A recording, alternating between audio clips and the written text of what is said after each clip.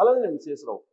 America అధ్యక్షుడు Trump మారబోతూ ఉన్నాడు. Trump స్థానంలో ఇప్పుడు జేడీ వాన్స్ ఉపాధ్యక్షుడు అమెరికా బాధ్యతలను చేపట్టబోతున్నారు అనేది సోషల్ మీడియాలో వైరల్ అవుతున్నటువంటి న్యూస్.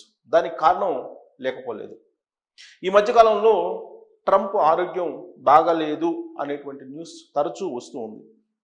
రీసెంట్గా పాల్గొన్నటువంటి సమావేశంలో కూడా ఆయన చేతి మీద ఒక మచ్చ లాంటిది కనిపించింది. అదే ఆయన అనారోగ్యానికి కారణము అనేది కూడా చెప్తూ ఉన్నారు. మరి ఇలాంటి పరిస్థితుల్లో అమెరికా రాజ్యాంగం ప్రకారం ఏం జరుగుతుంది అనేది కనుక మనం చూస్తే, యాక్చువల్గా అమెరికా అధ్యక్షుడిని రీకాల్ చేసేటువంటి సిస్టమ్ అమెరికా రాజ్యాంగంలో లేదు అని చెప్పి రాజ్యాంగ నిపుణులు చెప్తూ ఉన్నారు. మరి ఎలా తొలగిపోతారు అని అంటే, స్వచ్ఛందంగా అన్ఫిట్ అనేటువంటి యాంగిల్లో కనుక అయితే తొలగించవచ్చు.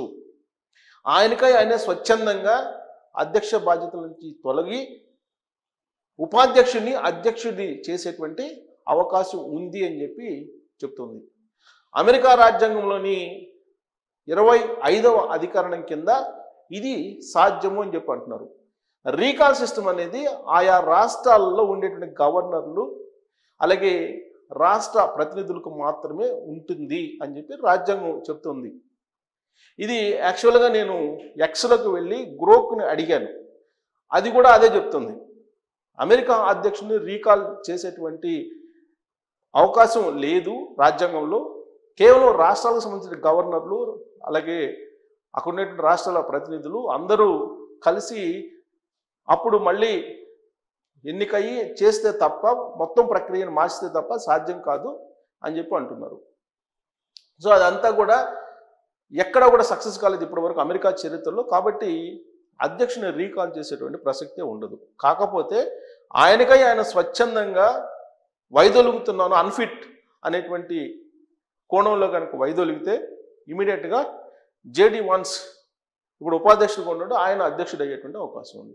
అసలు ఈ చర్చ అంతా ఎందుకు వస్తుంది ఇప్పుడు అని అంటే, జేడీ వాన్స్ తాజాగా కాబోయేటువంటి అధ్యక్షుడిని నేనే, ఒకవేళ ట్రంప్ దిగిపోతే ట్రంప్ తర్వాత నేనే అనేటువంటి ఒక ప్రకటన ఆయన చేశారు.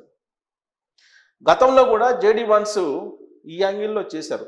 అమెరికా అధ్యక్షుడు ట్రంప్ కూడా తన రాజకీయ వారసుడు జేడీ వాన్స్ అని చెప్పి కూడా చెప్పారు.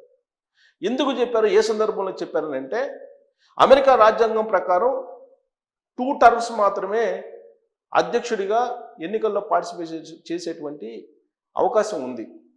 కానీ ట్రంప్ ఏమంటున్నారంటే, నేను మళ్ళీ అధ్యక్ష ఎన్నికల్లో పార్టిసిపేట్ చేస్తాను అని చెప్పేసి ఒకనొక సందర్భంలో అన్నారు. ఆ సమయంలో ఎలా మూడోసారి ఆయన అధ్యక్షుడిగా ఎన్నికల్లో నిలబడతారు అనే దాని మీద చర్చ జరిగినప్పుడు ఆయన జేడీ వాన్స్ని, ఉపాధ్యక్షుడు ఉన్న జేడీ వాన్స్ని కనుక అధ్యక్షుడిని చేసి అప్పుడు మళ్ళీ ఎలక్షన్లో పార్టిసిపేట్ చేయొచ్చు అనేది ఏదో చిన్న క్లాజ్ అమెరికా రాజ్యాంగంలో ఉంది. ఆ క్లాజ్ ప్రకారం ఆయన మూడోసారి పోటీ చేయొచ్చు అనేది కూడా అప్పట్లో వినిపించింది. కాబట్టి ఇప్పుడు అమెరికా అధ్యక్షుడు ట్రంప్ అనారోగ్యంతో బాధపడుతూ ఉన్నాడు. ఆయన మైండ్ బ్యాలెన్స్ తప్పింది, ఆయన శారీరక పరిస్థితి కూడా బాగాలేదు అనేటువంటిది వినిపిస్తూ ఉంది. ఇది గాసిప్పా లేదంటే నిజంగానా అని అంటే దీన్ని ధృవీకరించలేని పరిస్థితిలో ఉన్నారు. బట్ జేడీ వాన్స్ మాత్రం ట్రంప్ తర్వాత నేనే అధ్యక్షుడిని అని చెప్తూ, ఇప్పుడున్నటువంటి పరిస్థితుల్లో ట్రంప్ చాలా యాక్టివ్గా ఉన్నారు. ఆయన చుట్టూ ఉండేటువంటి లీడర్స్ కూడా యంగ్స్టర్స్, వాళ్ళు కూడా ట్రంప్ తోటి పోటీ పడలేకపోతున్నారు. అందరికంటే లేటుగా నిద్రించేది ట్రంప్, అందరికంటే ముందుగా విధుల్లోకి హాజరయ్యేది, విధుల్లో జాయిన్ అయ్యేది కూడా ఆయనేను. కాబట్టి ఆయన పర్ఫెక్ట్గా ఉన్నారు, ఆయన యాక్టివ్గా ఉన్నారని చెప్పి జేడీ వాన్స్ చెప్తూ ఉన్నారు.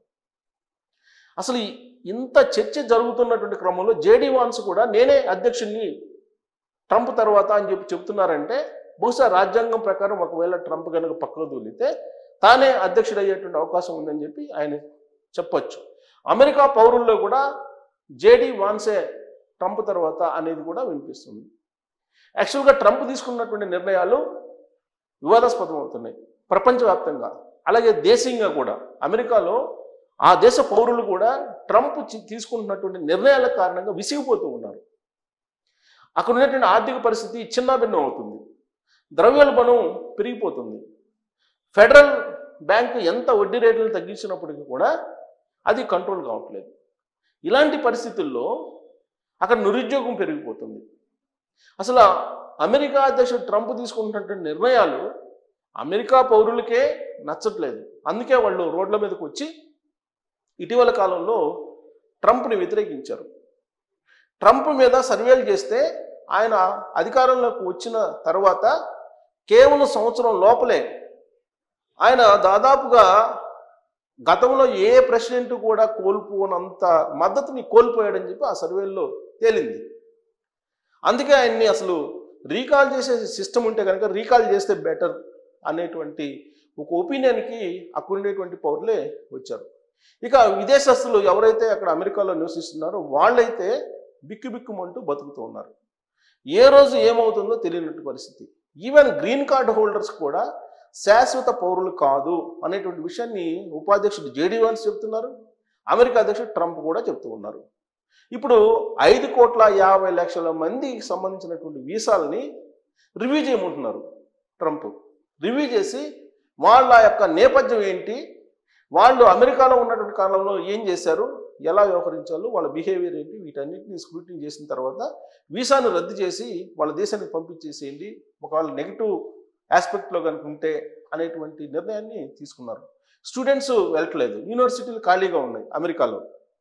యూనివర్సిటీలో అడ్మిషన్స్ లేక యూనివర్సిటీలు ఇప్పుడు ఇబ్బంది పడుతున్నట్టు పరిస్థితి. అసలు విద్యా వ్యవస్థని ప్రభుత్వం నుంచి, ఫెడరల్ వ్యవస్థ నుంచి పక్క తప్పించేశాడు ట్రంప్. విద్యా వ్యవస్థ అనేది స్వతంత్రంగా స్వయం ప్రతిపత్తితోటి నిర్వహించాలి, అంతే తప్ప ప్రభుత్వం మీద భారం పడకూడదు అని చెప్పి డోజును పెట్టారు. అక్కడ ఉన్నటువంటి ఫెడరల్ ఉద్యోగుల్ని తొలగించేశారు. దాంతోపాటు వరల్డ్ బ్యాంక్ని, వరల్డ్ హెల్త్ ఆర్గనైజేషన్ని, వీటన్నిటిని నెగ్లెక్ట్ చేశారు. వాటన్నింటి నుంచి దూరంగా అమెరికాని ఉంచాడు. ఈ కార్యక్రమాలన్నీ కూడా ఎవరికి ఆల్మోస్ట్ అమెరికాలో ఉండే మెజారిటీ పీపుల్కి నచ్చట్లేదు. దాంతో ట్రంప్ని వ్యతిరేకిస్తూ ఉన్నారు. ఆయన ఆరోగ్యం కూడా బాగాలేదు అనేటువంటిది అమెరికాలో ఉండే కొన్ని పత్రికల్లోనే వస్తుంది. ఒకవేళ ఆయన కనుక అన్ఫిట్ అయితే, అన్ఫిట్ కింద హెల్త్ బాగలేకపోతే ఇమీడియట్గా డెసిషన్స్ తీసుకుంటే కనుక అధ్యక్ష పదవి నుంచి దిగిపోవడానికి అప్పుడు జేడీ వాన్స్ అధ్యక్షుడు అయ్యేటువంటి అవకాశం ఉంది. అంటే ఆంధ్ర అల్లుడు అమెరికాకి అధ్యక్షుడు అయ్యేటువంటి అవకాశం ఉంది. ఎందుకంటే జేడీ వాన్స్ చేసుకుంది విశాఖకు సంబంధించినటువంటి మూలాలు ఉన్నటువంటి మహిళని. కాబట్టి ఆంధ్ర అల్లుడు అమెరికా అధ్యక్షుడు అయ్యేటువంటి అవకాశం ఉంది ట్రంప్ దిగిపోతే. ట్రంప్ని అర్ధాంతరంగా దించేసినా కానీ జేడీ వాన్సే అధ్యక్షుడు అయ్యేటువంటి అవకాశం ఉంది. సో మొత్తం ప్రపంచవ్యాప్తంగా ఉన్నటువంటి పరిస్థితులు, అమెరికాలో ఉన్నటువంటి పరిస్థితులు, ట్రంప్ యొక్క ఆరోగ్యం, వీటన్నిటిని దృష్టిలో పెట్టుకొని ట్రంప్ అర్ధాంతరంగానే దిగిపోయేటువంటి అవకాశం ఉంది హెల్త్ కోణంలో. అప్పుడు జేడీ వాన్స్ అమెరికా అధ్యక్షుడు అయ్యే అవకాశం ఉంది అనేది ఒక ప్రచారం అయితే, ఒకవేళ ట్రంప్ దిగిపోకపోయినప్పటికీ కూడా 2028 నుంచి జరిగేటువంటి అమెరికా అధ్యక్ష ఎన్నికల్లో జేడీ వాన్స్ రిపబ్లికన్ పార్టీ నుంచి అధ్యక్షుడిగా పోటీలో ఉండే అవకాశం ఉంది. అప్పుడైనా సరే జేడీ వాన్స్ గెలిచే అవకాశం ఉందని చెప్పి ఇప్పటి నుంచే అంచనాలు పెరుగుతూ ఉన్నాయి. మరి ట్రంప్ దిగిపోతాడా, దిగిపోయే అవకాశం ఉందా, మధ్యలోనే దిగిపోయి జేడీ వాన్స్ని అధ్యక్షుని చేసే అవకాశం ఉందా అనే దాని మీద మీరు కామెంట్ చేయొచ్చు. Thank you.